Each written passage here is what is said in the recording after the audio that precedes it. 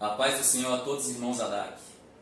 Eu sou o irmão Hudson Yuri e em nome da superintendência e a pedido do pastor Marcelo, eu vou gravar um vídeo para encerramento da nossa escola bíblica dominical. A lição que a gente tratou esse trimestre foi essa aí que está aparecendo, que tem como tema Igreja e Política, Jesus, o modelo a ser seguido. E foi escrito pelo pastor Misael Vieira.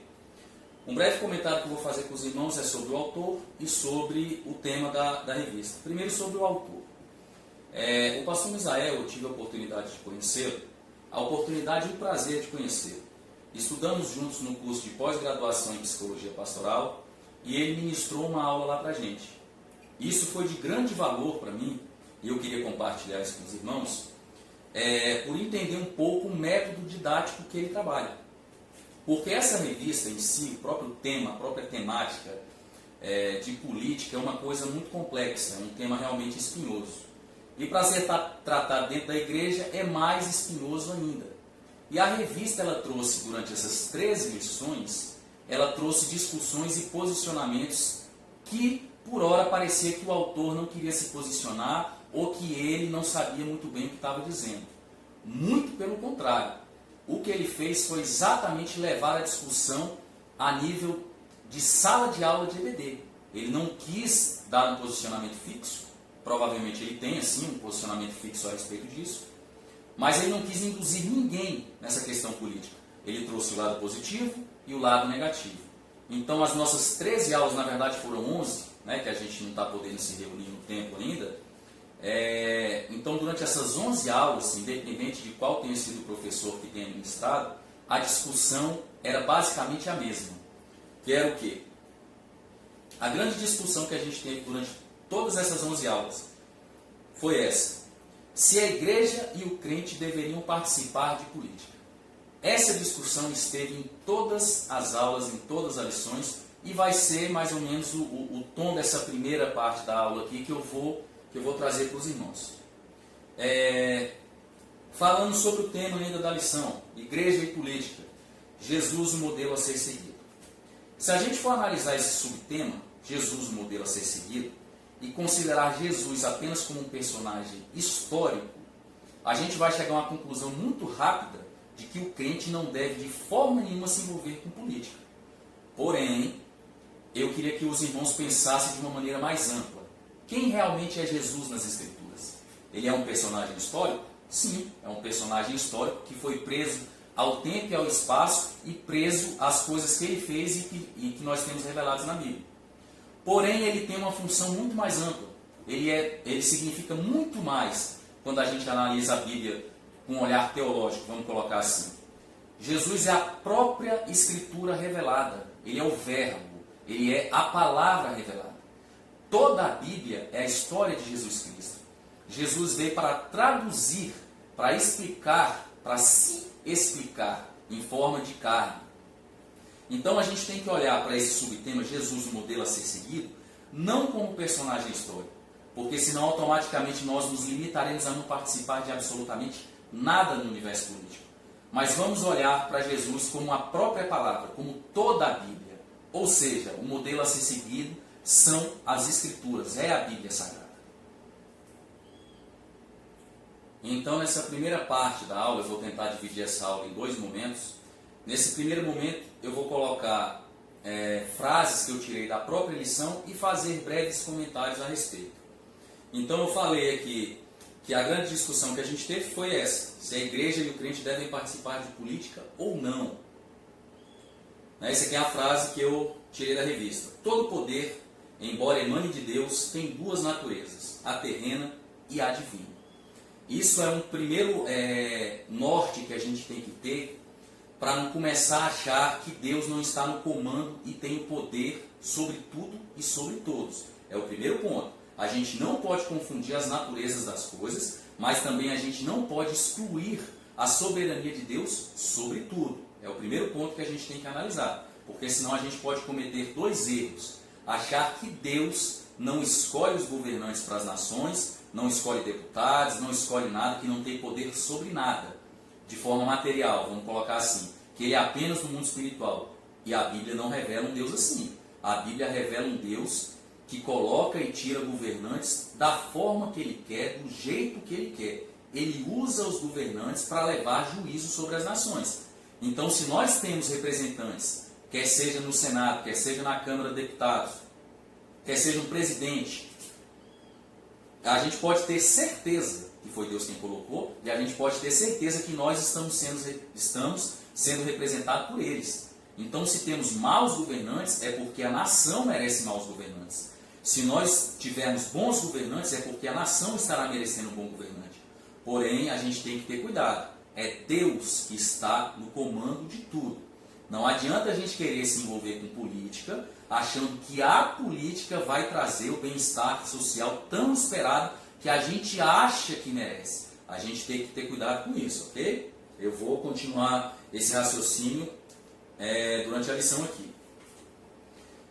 Também a frase da lição, a frase do pastor Misael: foi o homem que criou a política e não Deus, na tentativa de administrar o caos que ele mesmo o homem, criou no momento da queda. Ou seja, outra coisa que a gente tem que ter em mente: Deus não precisa de política para governar. Quem precisou inventar a política foi o homem, porque depois da queda, depois do pecado, o homem criou um caos social. Todos queriam ser deuses, todos queriam ter poder sobre o outro. O homem que foi criado para usar as coisas e amar ao próximo, ele começou a amar coisas e a usar o outro homem. Então, se nós hoje precisamos de leis, precisamos de regulamentos, precisamos de política, é porque nós criamos o caos. Então, a política é um meio para que a gente não chegue à perfeição, porque isso nunca vai acontecer, só no paraíso. É um meio para que a gente não viva num universo tão bagunçado, em meio a tanto caos. É uma tentativa humana de administrar o caos. A política possui moral própria e, na maioria dos casos, fora dos padrões bíblicos. Essa frase é autoexplicativa. Agora tem uma passagem de Eclesiastes 5:10, que eu queria contextualizar com uma outra passagem aqui também, mas vamos ler essa primeiro. Quem ama o poder e se apega a ele é semelhante ao homem que ama o dinheiro, nunca se fartará dele. Em outra passagem que fica em 1 Timóteo 6,13, diz que a raiz de todos os males é o amor ao dinheiro. Então, se a gente fizer a inserção dessas duas passagens bíblicas, a gente também poderia dizer isso aqui, ó: quem ama o poder e se apega a ele, também é responsável pela raiz de todos os males sociais. Quem ama o poder é responsável pela raiz dos males sociais, assim como quem ama o dinheiro. Então, se tratando de política, a gente tem que ter muito cuidado. Qual realmente é a motivação de um político ao querer fazer política? Ao querer ser um deputado, ao querer ser um senador, ser um presidente, ser um governador? Não sei.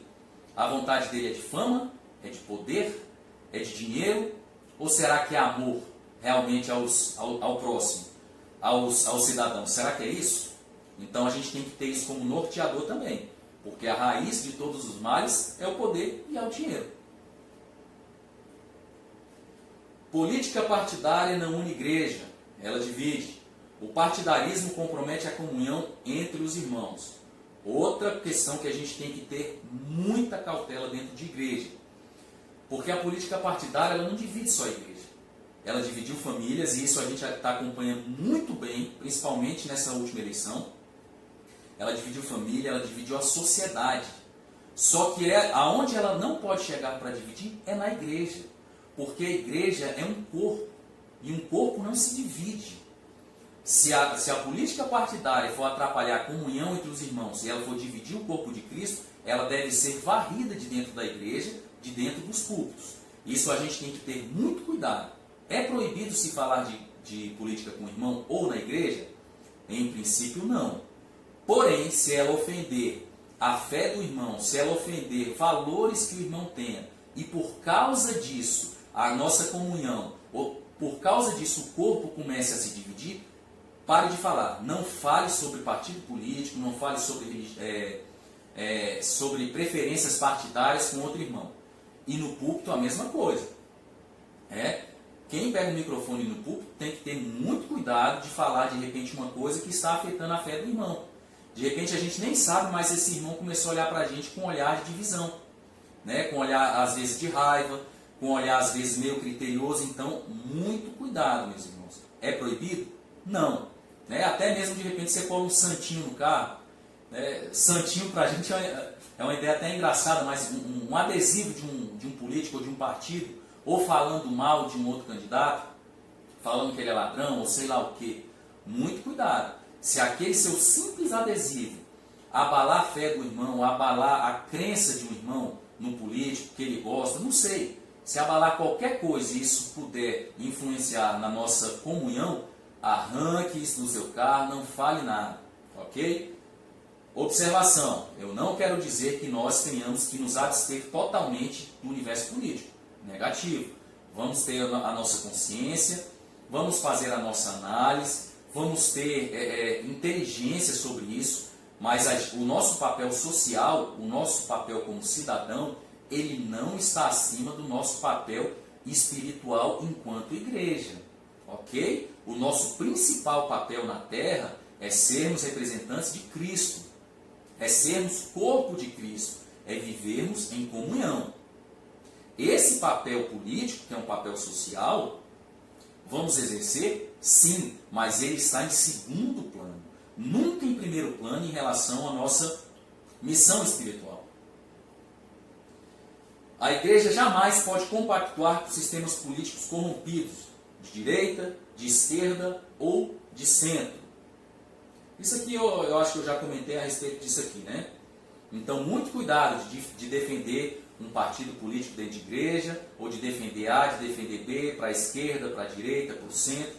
Em relação à esquerda, a gente também tem que ter cuidado de não ligar automaticamente a esquerda ao comunismo, certo? É claro que é o começo de um caminhar para chegar ao comunismo, passando pelo socialismo, né, até chegar no comunismo, mas muito cuidado. Às vezes um irmão que se identifica com a esquerda, ele preza por alguns valores que não estão, vamos colocar assim, dentro da ideia de comunismo ainda não. Ok? Então tenhamos muito cuidado com isso também. Agora a minha opinião. Eu coloquei isso aí exatamente para não ficar como opinião, como posicionamento oficial da igreja. É a minha opinião de superintendente da escola bíblica. Essa última eleição que a gente teve, eu reparei uma coisa que eu julgo de muita importância para que a gente analise. Que foi o quê? O candidato que se sagrou vitorioso no pleito, ele foi o único candidato que não discutiu sobre política. Ele não discutiu sobre política, porque politicamente falando, ele era mais fraco do que a maioria dos outros candidatos. Se fosse falar sobre economia, que tinha um candidato que era especialista nisso. Se fosse falar sobre meio ambiente, tinha um candidato que era especialista nisso também. Se fosse falar sobre saúde, enfim, qualquer outro assunto que fosse meramente político, o candidato que foi vitorioso como presidente, ele, a grosso modo não, de uma forma bem direta, ele era pior do que os demais. Mas o que o candidato que ganhou, ele falou não foi sobre política, foi sobre valores. E uma coisa muito interessante para a gente analisar é isso. Essa eleição foi diferente das demais, porque o povo não escolheu um político, ele escolheu um representante de valores. Se a gente for analisar toda a campanha vitoriosa, ela foi feita em cima de defesa da não liberação de drogas, ela foi feita em cima de defesa da família, né, da autoridade da família, da não sexualização de crianças, da não libertinagem em questões de sexualidade, né, da mudança de paradigmas da educação, e isso trazendo novamente valores de autoridade, valores de amor à pátria, de respeito a professores e de respeito aos pais. Ou seja, o candidato se sagrou vitorioso, a nação brasileira escolheu valores e não escolheu política. E isso, no meu ponto de vista, foi um demonstrativo que a gente fez para a gente mesmo, a gente demonstrou para a própria sociedade, e o próprio Deus também, a gente pôde demonstrar isso para o próprio Deus, que mesmo a nação brasileira não sendo, em sua maioria, evangélica ou congregando, mesmo assim ela defendeu, ela pediu para que valores cristãos voltassem a ser os norteadores da sociedade. Então, nessa minha análise, eu acredito sim que o Brasil tende a melhorar por causa disso. Porque, como diz 2 Crônicas 7,14, o povo se arrependendo e clamando por Deus, Deus irá curar e sarar a terra. Né? E isso é outra coisa que a gente tem que entender. Nesse sentido, qual seria o grande papel político da igreja? Seria pregar o Evangelho. O maior papel político da igreja é pregar o Evangelho e não necessariamente se envolver na política. Por quê? Porque para que o povo se arrependa, é necessário conhecer a palavra, é necessário saber o que é pecado. Porque não tem como você se arrepender por uma coisa que você não sabe se está errada. Então, no momento que a gente prega o Evangelho e leva o arrependimento à nação brasileira, e essa nação volta-se para os valores de Deus, volta-se para os valores cristãos, aí sim, Deus pode curar a terra através desse arrependimento. Então, se a igreja ela começa a achar que deve se envolver fervorosamente na política e esquece o seu papel evangelizador, ela vai estar trazendo um grande prejuízo para a nação, porque ela vai estar deixando de acusar o pecado da nação, ela vai estar deixando de mostrar o pecado, de chamar o pecador ao arrependimento. E traçando isso, baseado em 2 Crônicas 7,14, sem arrependimento Deus não irá sarar a terra. Não são as estruturas políticas que irão modificar a nossa realidade, é o arrependimento da nação. Então, nesse sentido, eu também gostaria de opinar sobre quando pessoas que têm chamados ministeriais, elas vão para esse lado da política. Eu tenho muita cautela em relação a isso. Né? Eu falo sobre todos os cargos, né? Todos os chamados, melhor dizendo. Quer seja para ser músico de igreja, quer seja para ser um professor de escola bíblica, quer seja para ser um evangelista, para ser o que for, e principalmente para ser um pastor. Né? Porque o que a gente vê no universo político? Isso me soa, né? Opinião pessoal, isso me soa como uma espécie de uma carteirada. Parece que quando ele se apresenta como pastor fulano de tal, vote em mim, ou como bispo fulano de tal, vote em mim, isso me soa como uma carteirada. Né? Aí eu me pergunto, será que Deus, ao chamá-lo lá na eternidade para cuidar de um rebanho, para ser pastor, será que Deus iria tirá-lo desse cuidado com o rebanho, iria levá-lo para a política? Eu tenho sérias restrições em relação a isso. Porque Deus não precisa de pastores, não precisa de evangelistas, não precisa de missionários na política. Ele precisa dessas pessoas dentro da igreja cuidando do povo. Deus vai levantar pessoas do jeito que Ele quiser, aonde que Ele quiser. Ele levanta pessoas na política que muitas vezes nem frequentam a igreja, mas que são servos dele. Deus usa quem Ele quer. Deus levanta pessoas na justiça, Deus levanta pessoas aonde Ele quer, para fazer o que Ele quer. Então, um cuidado que eu acho que a gente tem que ter, principalmente nós que temos esse chamado ministerial, é de realmente analisar. E tanto no momento de votar, quanto no momento de querer se colocar como candidato. Será realmente que Deus mudou de ideia sobre o nosso chamado? Será que se a gente abandonar a igreja e o cuidado com os irmãos e for para o universo político, será realmente que a gente vai estar ajudando a nação? Será que a gente realmente vai estar fazendo o que Deus quer? É uma coisa que os irmãos têm que refletir e pensar a respeito disso. Para finalizar essa primeira parte da nossa aula, gostaria de ler essa frase do Charles Haddon Spurgeon. Para quem não conhece, ele foi um pastor batista que viveu no século XIX na Inglaterra. Ele é conhecido como o príncipe dos pregadores, o príncipe das pregações. E ele tem várias frases sobre política. E uma das frases que eu achei muito pertinente de trazer para os irmãos foi essa aqui. Meu filho, se Deus lhe chamou para o ministério, não se rebaixe a ponto de ser rei em qualquer país. É um pensamento que eu também comungo.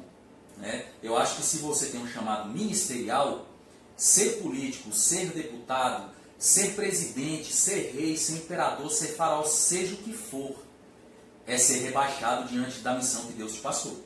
É você se rebaixar. E como eu vejo que Deus não rebaixa os seus filhos, eu não acredito que quem tem um chamado ministerial, ele possa ir para o universo político. Opinião pessoal, voltando, opinião pessoal. Ok, meus irmãos? Então vamos lá, segunda parte da aula, eu vou levar a um pensamento mais profundo a respeito das nossas motivações, dos nossos pressupostos. Porque como é um tema espinhoso, né, toda discussão que é espinhosa, que tem muita divisão de opiniões, a gente, para evitar discussões ou para evitar animosidades, a gente tem que ter uma base de discussão, né? A gente tem que compreender os nossos pressupostos, porque muitas vezes é igual aquela charge que existe, que uma pessoa está do lado de cá e a outra do lado de lá, olhando o mesmo número, olhando um 6. Para quem está de cá é 6, para quem está de lá é 9.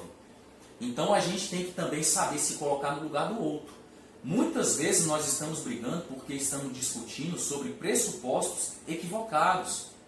Cada um está discutindo sobre um ponto de vista, sobre um pressuposto. Então eu queria trazer um pensamento mais profundo para os irmãos sobre política. O que realmente motiva a nossa ação na política ou a nossa isenção na política?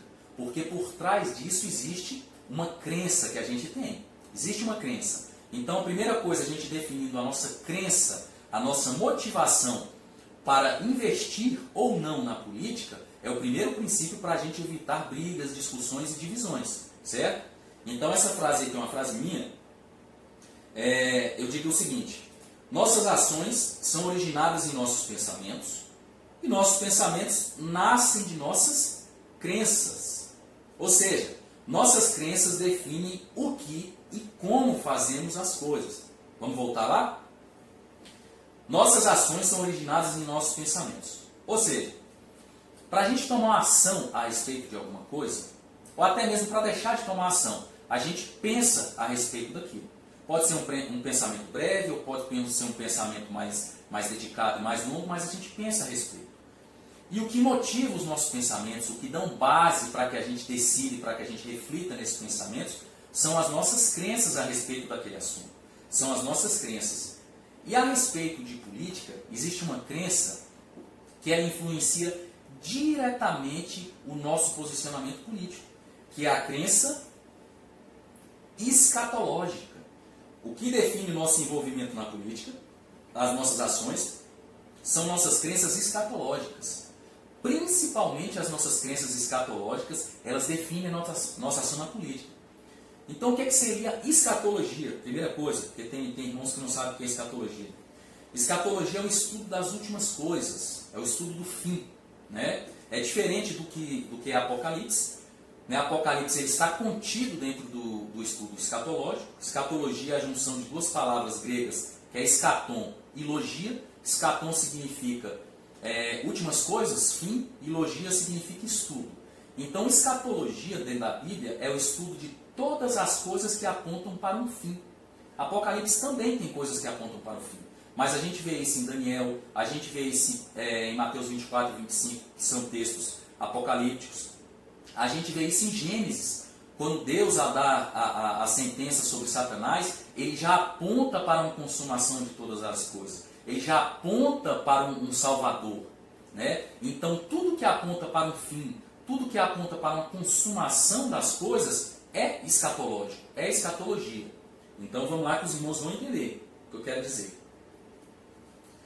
Vários pontos escatológicos influenciam o pensamento político, mas para fins dessa lição eu vou abordar apenas a volta de Cristo e o milênio. O milênio, para quem não sabe, é aquele período de 1000 anos, a gente acredita que seja um período literal de 1000 anos, 999, 1000, né? De grande prosperidade e paz sobre a terra. Período este que quem irá governar, né? Agora trazendo a ideia política, quem vai ser o nosso representante, o nosso grande político, entre aspas, será Cristo. Ele irá reinar de Jerusalém e toda a terra passará um grande período de 1000 anos, para nós que acreditamos assim, eu vou definir isso um pouco melhor aqui, né? Será esse grande período de paz e prosperidade. Né? Em relação à volta de Cristo e ao milênio, que é esse período de paz, né? Essa busca política de paz entre os povos, existe basicamente 3 formas de analisar isso. Né? Existe o pré-milenismo, eu coloquei em vermelho aí porque essa é a nossa posição oficial. Existe o pós-milenismo e o amilenismo. O pré-milenismo, ele se divide em 2 linhas, mas se divide em pré-milenismo histórico e dispensacionalista. Mas para fins dessa pequena compreensão aqui, não é necessário ir tão fundo nisso não. Esse prefixo pré, ele está relacionado a Cristo. Então, ser pré-milenista é acreditar que Cristo volta antes do milênio. Então, ele volta pré-milênio.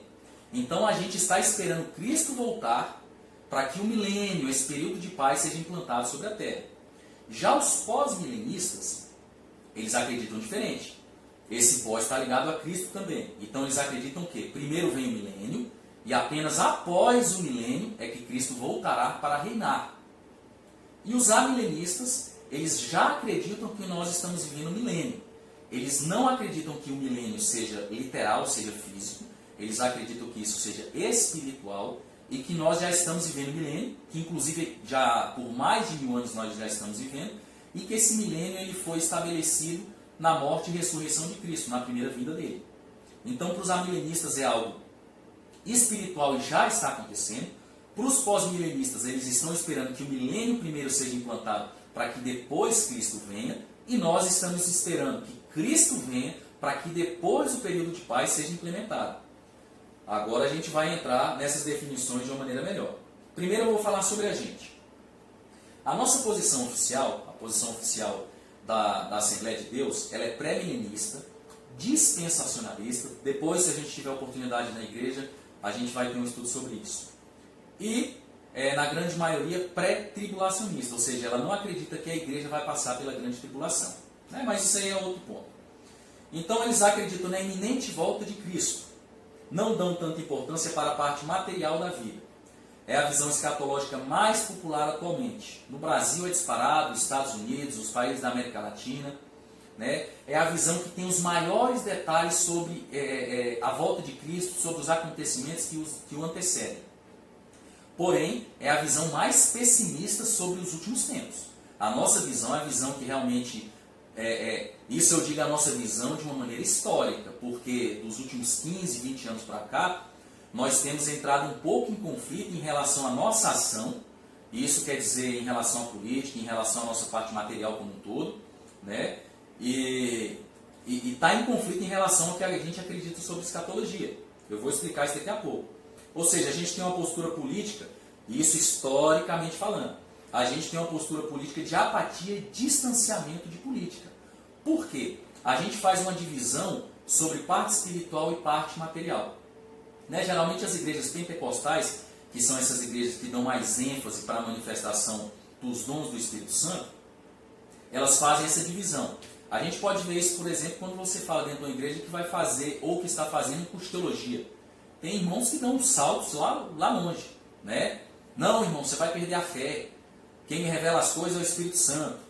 Ou seja, eles acham que a parte material, o estudo, a profundidade, a leitura, isso não traz nenhum benefício, que é apenas a parte espiritual.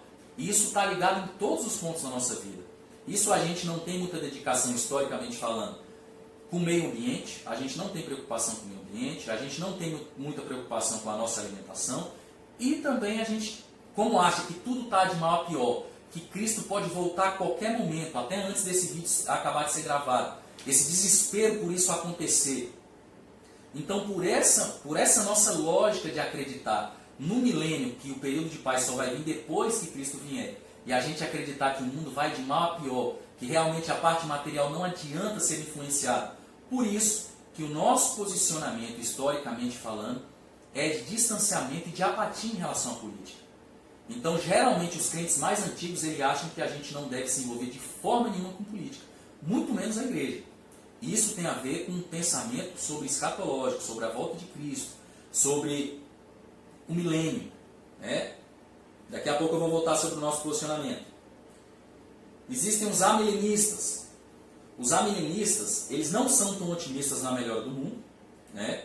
Eles já acham que o milênio já está acontecendo, eles estão esperando a volta de Cristo, mas não de uma forma desesperada ou iminente. Eles ainda analisam os últimos acontecimentos de uma forma muito mais tranquila do que a gente, nós pentecostais, né?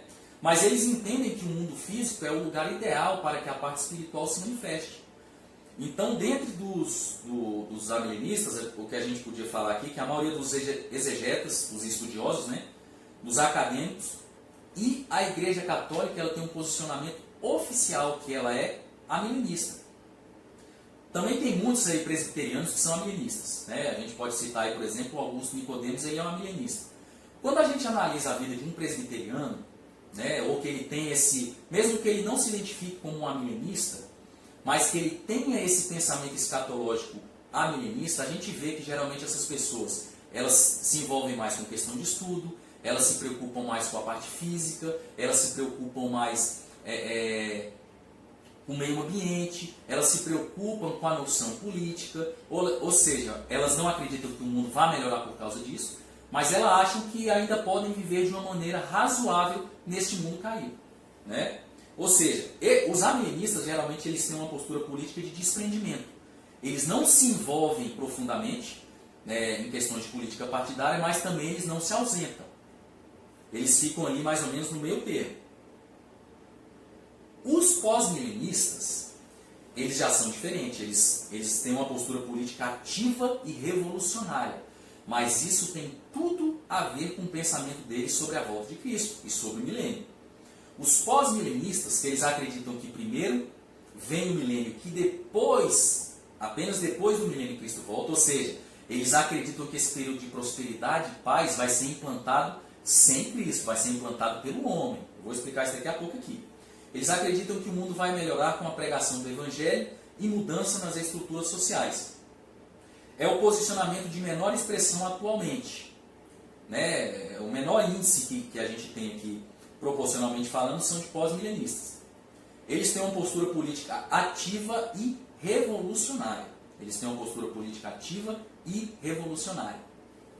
Ainda sobre os pós-milenistas. Como eu havia dito, eles têm a postura política mais ativa e revolucionária do que qualquer outro que acredite de forma diferente em questões escatológicas. Só para dar um exemplo sobre um posicionamento pós-milenista. Teve um irmão nosso na fé, que viveu entre 1906 e 1945, chamado Dietrich Bonhoeffer. Dietrich Bonhoeffer. Ele viveu na Alemanha nazista. Ele era de família judaica, só que ele era pastor, né? E quando começou a haver a perseguição na Alemanha, amigos dele dos Estados Unidos conseguiram que ele saísse da Alemanha e arrumaram um emprego para ele na Universidade de Yale.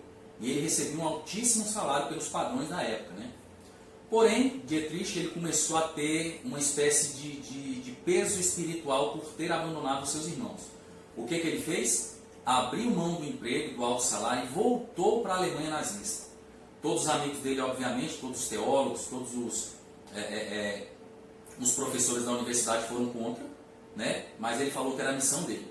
Voltou para a Alemanha para continuar pregando o Evangelho. Porque ele falava que isso era a missão, ajudar os irmãos dele. Mas obviamente que eu estou falando sobre pós-milenista, porém essa nomenclatura de pós, pré e amilenista é uma postura, é uma nomenclatura muito jovem, né? Uma nomenclatura jovem. Vai ter alguns exemplos que eu vou dar aqui, que não necessariamente naquela época a pessoa tinha esse pensamento. Mas a noção escatológica dela revela o que hoje ela seria um pós-milenista, né? Então, para mim, Dietrich Bonhoeffer é um pós-milenista total. Porque o que ele fez? Voltou, continuou pregando, né? Ele era proibido muitas vezes, ele pregava de forma clandestina. E ele participou, aí que está o grande ponto, ele participou de uma tentativa de assassinato de Hitler. Ele participou da tentativa de assassinato de Hitler. Olha só o que eu falei sobre os pós-milenistas. Ele tem uma postura política ativa e revolucionária. Depois disso, existiu um escritor chamado Jürgen Moltmann, que em 1965 ele escreveu uma obra que ele fala que o reino de Deus tem que ser implantado na Terra através da revolução. Isso, dentro do pensamento pós-milenista, é uma ala marxista, é uma ala de esquerda, vamos colocar assim. Isso tem muita força dentro da Igreja Católica.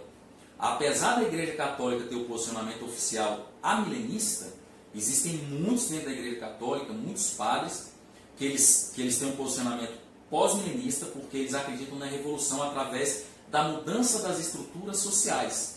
Então isso se alinha muito com o pensamento marxista, eles são de esquerda. Só falando mais um pouquinho sobre o pensamento pós-milenista aqui, e voltando para o Bonhoeffer. Então ele participou de uma tentativa de assassinato de Hitler, que não deu certo. Em 1943 ele foi descoberto e preso. E em 1945, uma semana antes de acabar a guerra, ele foi enforcado. Então, para vocês verem que essa postura ela depende de você acreditar em como esse reino de paz vai ser manifestado sobre a terra. Você acredita que é você, homem, que vai implantar esse reino de paz? Então provavelmente você vai ter a tendência de ser revolucionário em relação às questões sociais e às questões políticas. Provavelmente você vai ter uma noção pós-milenista sobre Cristo e sobre o milênio. Muito provavelmente. O que é que os pós-milenistas eles acreditavam? Como eu falei para vocês aqui, existem duas alas do pós-milenismo. A primeira ala, que a gente pode chamar, que é um pós-milenismo mais bíblico, eles acreditavam que a pregação do Evangelho iria alcançar o mundo como um todo, e que depois disso o Espírito Santo faria a conversão em massa e todos seriam atraídos para Cristo. Assim seria implantado esse reino de paz e de prosperidade sobre a terra, e que só depois Cristo voltaria para julgar e fazer o julgamento final, o encerramento, a consumação de todas as coisas. Aonde que eles deixaram de acreditar nisso? Depois das duas grandes guerras mundiais. Porque o homem que começou a acreditar demais em si mesmo, principalmente ali depois da Revolução Francesa, ali em 1789, que ele começou a trazer para si todos os valores de pensamento, de intelectualidade, o homem que chegou aqui no século XX com várias descobertas de doenças, de vacinas, que começou a realmente acreditar em si mesmo, que poderia implantar a paz sobre a terra, que começou a acreditar que ele, o próprio homem, era bom bastante para isso. Só que veio as duas grandes guerras mundiais, e todas as atrocidades que aconteceram durante a guerra, principalmente a perseguição aos judeus, foi um abalo violento sobre essas bases de compreensão sobre a volta de Cristo e sobre o período de paz, sobre o milênio. Então veio esse Jürgen Moltmann, em 1965, ele deu uma sobrevida com alguns escritos que ele teve para esse pensamento pós-milenista. Só que hoje os pós-milenistas eles não acreditam tanto que o evangelho vai chegar a níveis de convencer o mundo a ser bom. Não. Agora eles têm um pensamento pós-milenista de mudar estruturas sociais, que é o que eu falei agora há pouco, que é a ala esquerdista. Né? Tem na Igreja Católica, tem em várias religiões. Então esse pensamento pós-milenista é um pensamento político ativo e revolucionário. Voltando para o nosso pensamento. Quem foram os primeiros pré-milenistas da história que a gente tem, que a gente sabe? Como eu falei, esse nome pré-milenista não é um nome, novo, não é um nome antigo. Mas os primeiros pré-milenistas que a gente pode identificar o pensamento deles foram aqueles irmãos que viram Cristo, que viram a ressurreição. Foram os apóstolos, foram os primeiros cristãos ali nos primeiros anos do cristianismo. Por quê? Eles acreditavam fielmente que Cristo estava para voltar. No outro dia, na outra semana, no outro mês, no máximo no outro ano. Isso justifica muitas ações que eles tomaram. Né? A gente vê isso aí em Atos 15, salvo engano em Atos 15, no Concílio de Jerusalém, a gente vê muito isso. Paulo também fala sobre isso, que várias pessoas vendiam de suas propriedades e distribuíam entre os irmãos. Né? Muitas pessoas abriram mão de toda a vida secular e começaram a viver só esperando a volta de Cristo. Ou seja, se na tua cabeça você acredita que Cristo está para voltar, isso é iminente, você praticamente abre mão do mundo real, você abre mão do mundo material. Qual o sentido de você estudar para um concurso, investir 2, 3, 5 anos em estudo, sendo que Cristo vai voltar antes disso? Qual o sentido de você investir em política? De você investir 1, 2 anos, 3 anos de propaganda e esperar mais 4, 8 anos para tentar fazer modificação em alguma estrutura social? Né? Qual o sentido de você comer certo, fazer atividade física, cuidar do meio ambiente? Então não tinha sentido nenhum, não tem sentido nenhum. Então, historicamente falando, nosso posicionamento oficial, ele é de apatia, ele é de distanciamento dessas questões materiais. Porque o nosso posicionamento oficial, e historicamente falando, volto a falar, porque nos últimos 20 anos isso teve uma modificação muito grande, inclusive nas nossas pregações. Né? As pregações aí há 2 décadas atrás, aí, praticamente metade das pregações só era sobre a volta de Cristo. Né? Só era um cenário realmente apocalíptico. A gente só vivia procurando no noticiário, nas notícias, o anticristo, a besta, né? Esses personagens apocalípticos, tudo era espiritualizado. Né? Qualquer barulho no céu, de repente um avião quebrando a barreira do som, desesperava os crentes porque achavam que era a volta de Cristo. esse pensamento escatológico distanciava as pessoas do envolvimento com a política. Vocês estão vendo qual é a lógica? Os amilenistas, eles sabem do que eles têm que fazer, eles acreditam que o universo físico é o melhor momento de manifestar o universo espiritual, só que eles não acreditam na modificação da estrutura social como os pós-milenistas acreditam. Eles não acreditam dessa forma, que realmente o homem possa mudar isso, porque não pode. Apenas Cristo pode ser o grande governador, o grande rei, o grande impositor das leis. E essas leis, as únicas leis que podem fazer a diferença são essas que vão ser impostas por Cristo, né? Que na verdade são leis que a gente já conhece desde sempre, né? Que desde a eternidade elas já foram dadas por Deus. Então os amilenistas, eles têm uma postura mais tranquila, os pós-milenistas, eles são revolucionários em relação à política, e os pré-milenistas, que somos nós, historicamente falando, tivemos uma postura de distanciamento e de apatia em relação à política partidária. Só que isso mudou nas últimas décadas. Assim como o pastor da nossa lição, o pastor Misael, ele não tomou nenhum posicionamento fixo para não induzir os irmãos, eu também vou fazer a mesma coisa. Eu só quis trazer para os irmãos uma base melhor para que a gente possa compreender as nossas motivações, os nossos pressupostos, o que se esconde por trás de certas coisas que acreditamos, o que se esconde por trás, qual é o motivador das nossas ações, dos nossos pensamentos, do nosso envolvimento político ou do nosso distanciamento político. Então, em relação à nossa postura escatológica, em relação à nossa crença do milênio, a nossa crença sobre a volta de Cristo, ela é meio conflitante com o envolvimento profundo em relação à política. Porém, não é isso que a gente está vivendo. E também não é isso que eu estou dizendo para os irmãos, ok? Volto a dizer, é um levantamento que eu estou fazendo aqui e estou jogando para vocês se analisarem. Realmente, a tua postura, a nossa postura como igreja pré-milenista, realmente ela é coerente ou não? Quais são os motivadores dos nossos pensamentos, das nossas pregações recentes e do nosso envolvimento político? Então, para encerrar essa aula, meus irmãos, eu queria deixar só a passagem de 1 Coríntios 10:31, que diz o seguinte: porquanto quer comais, quer bebais, quer façais qualquer outra coisa, fazei tudo para a glória de Deus. Quer comais, quer bebais, quer façais qualquer outra coisa, quer se envolva em política, quer discuta sobre tal assunto, quer faça qualquer outra coisa nessa terra, faça tudo para a glória de Deus. Se envolver em política, discutir sobre política, falar sobre política nos cultos, glorifica a Deus? Se glorificar, faça, se envolva. Se não, não faça. Tá ok, meus irmãos? Então, um abraço muito carinhoso para todos vocês. Fiquem com a paz do nosso Senhor Jesus Cristo.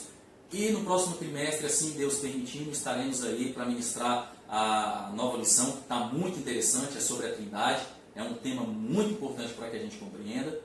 Então, deixo a paz dos irmãos para todos. Um forte abraço.